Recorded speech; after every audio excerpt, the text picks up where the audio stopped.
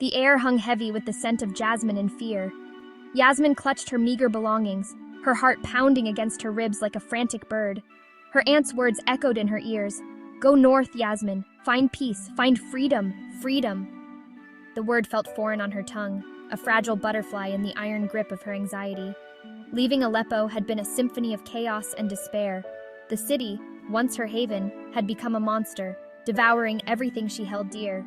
Now, under the vast, indifferent sky, Yasmin clung to the hope of a new beginning, a life free from the suffocating grip of fear. But even as she navigated the labyrinthine streets of this new city, a cold premonition snaked its way into her heart.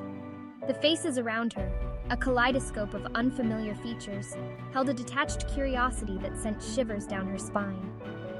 She was a stranger in a strange land, adrift in a sea of whispered secrets and watchful eyes.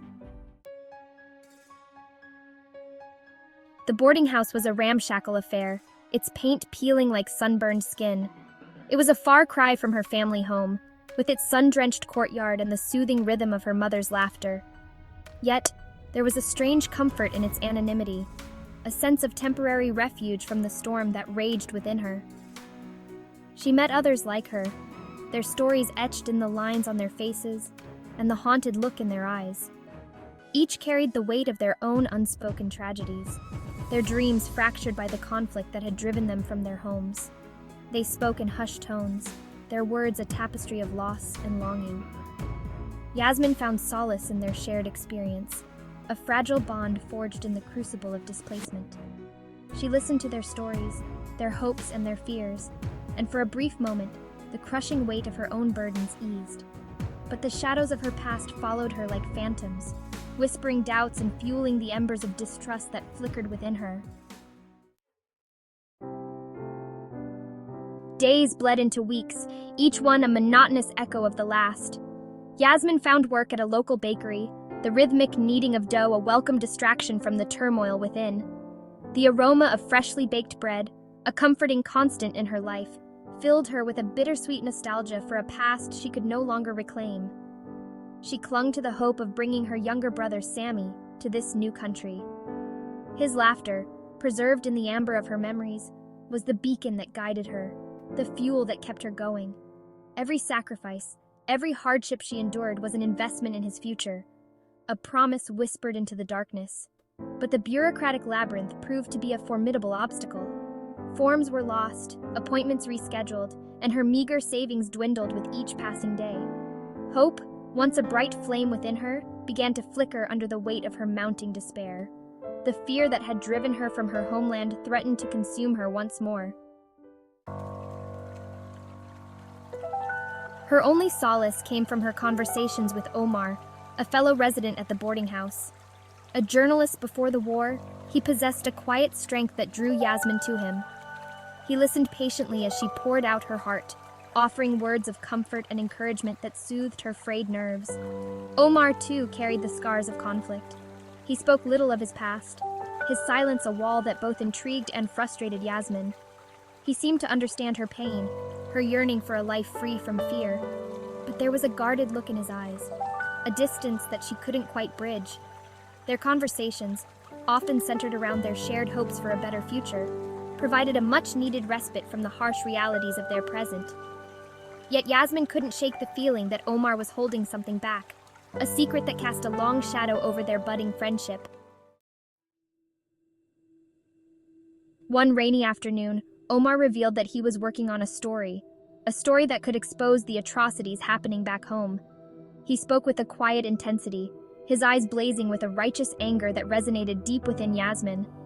For the first time since she had arrived in this strange land, she felt a flicker of hope, a sense of purpose that transcended her own personal struggles. She offered to help, eager to contribute in any way she could. Omar hesitated, his gaze fixed on her with an intensity that made her heart race. He explained the risks, the danger involved in speaking out against those in power. But Yasmin was undeterred.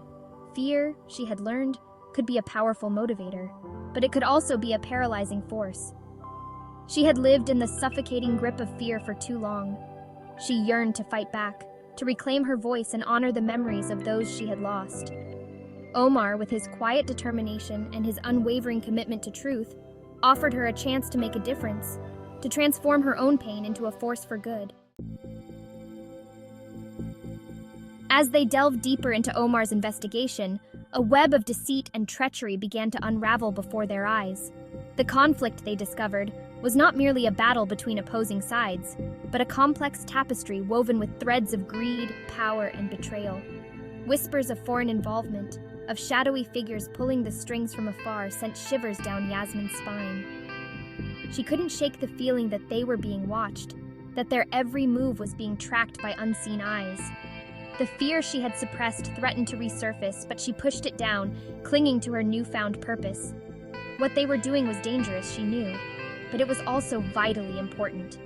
The stakes were higher than they had ever imagined. Lives were at stake, and the truth, elusive and dangerous, was the only weapon they had to fight back against the forces that sought to silence them. As the line between their personal lives and their investigation blurred, Yasmin found herself questioning everything she thought she knew, even her own instincts. Their investigation led them down a treacherous path, each step fraught with danger.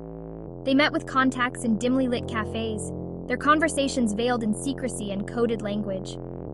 Yasmin, once a sheltered young woman, found herself thrust into a world of espionage and intrigue where trust was a luxury she could ill afford. She learned to read between the lines, to decipher the subtle cues and unspoken messages that hid beneath the surface of everyday interactions. The world, she realized, was not what it seemed. Deception lurked around every corner, and even those who appeared to be allies could turn out to be enemies in disguise. The closer they got to the truth, the more dangerous their situation became. Threats escalated, and the lines between hunter and hunted blurred. Yasmin, once driven by a desperate hope for a better future, now found herself running for her life, her pursuit of justice intertwined with a primal instinct for survival. The truth, when it finally emerged, was more shocking, more devastating than anything Yasmin could have imagined. The people she had trusted, the very people who had promised her safety and support, were the architects of her misery, the puppet masters pulling the strings of the conflict that had ravaged her homeland and shattered her dreams. Betrayal cut deep, severing the last vestiges of hope she had clung to. The world, she realized, was not divided into good and evil, but painted in shades of gray, where self-interest and ambition could turn even the most righteous into monsters. Her heart ached with a grief so profound it threatened to consume her. She had fled from one kind of fear, only to find herself ensnared in another, more insidious trap. The realization hit her with the force of a physical blow, leaving her reeling, lost in a labyrinth of her own making. The world, she now understood, was a dangerous place, not because of the monsters that lurked in the shadows, but because of the monsters that hid in plain sight. In the aftermath of the revelation, Yasmin found herself adrift, unmoored from everything she had once believed in. The world seemed to tilt on its axis, its familiar contours distorted by her newfound cynicism. Trust, she realized, was a dangerous commodity, easily given, easily broken. She withdrew into herself, the walls she had so carefully erected around her heart, hardening into impenetrable barriers. The pain of betrayal ran deep, poisoning her relationships and casting a long shadow over her future.